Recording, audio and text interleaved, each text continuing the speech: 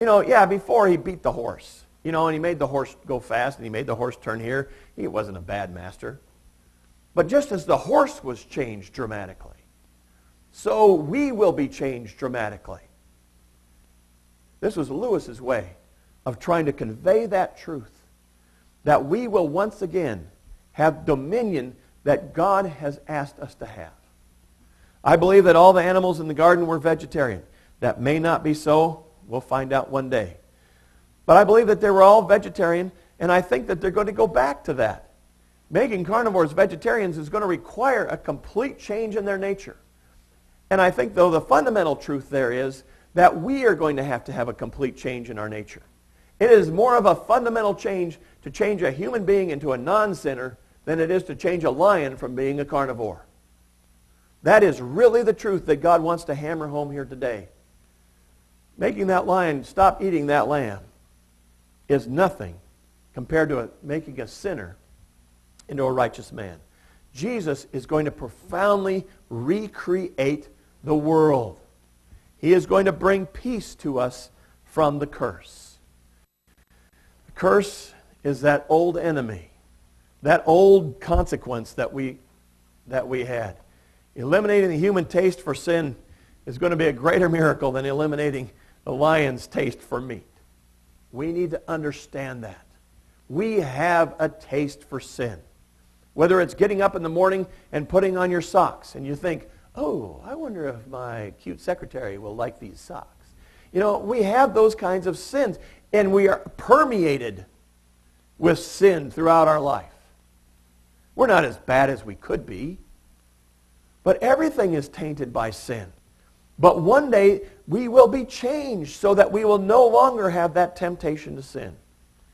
And Christ is saying, Isaiah is saying, that we are going to be changed just like the lion is changed.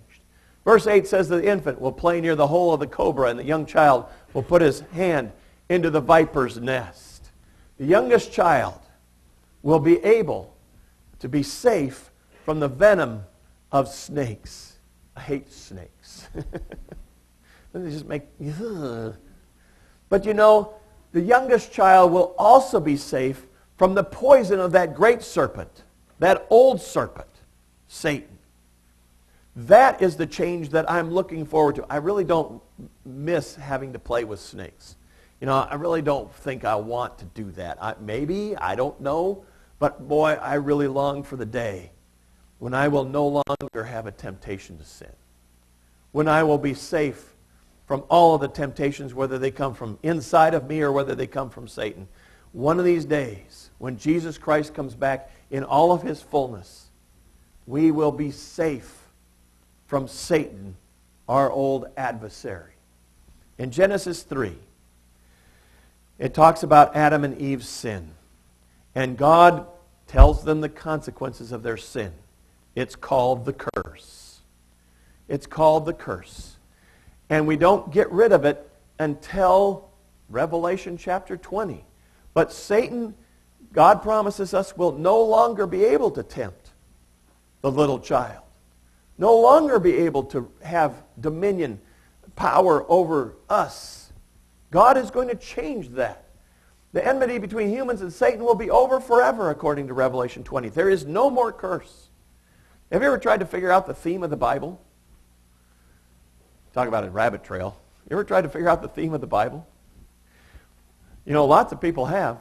But if you really want to try and figure out the theme of the Bible, I think you have to take into account that Genesis chapter 3 says there is a curse, and Revelation chapter 20, at the very end of the book, says there's no more curse.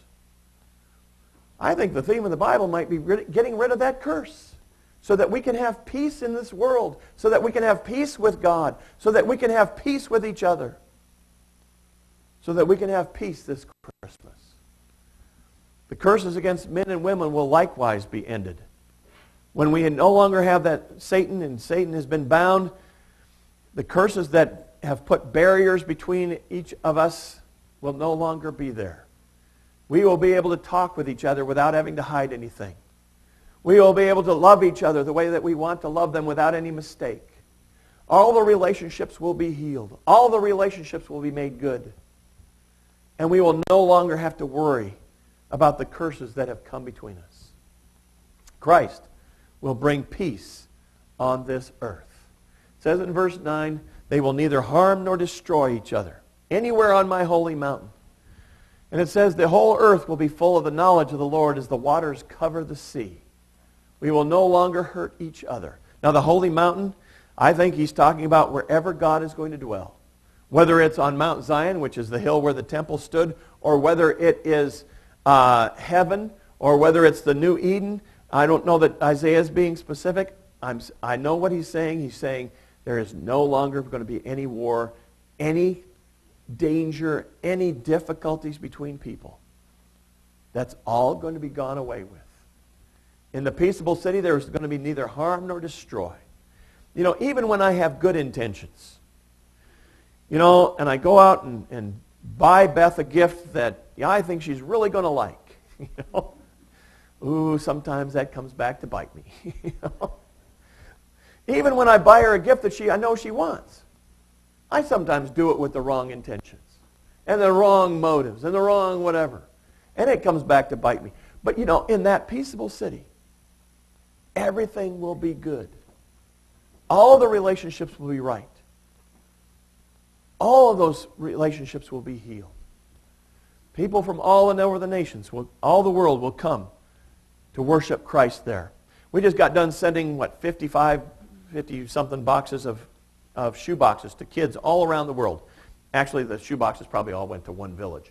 But there are shoe boxes going all over the world.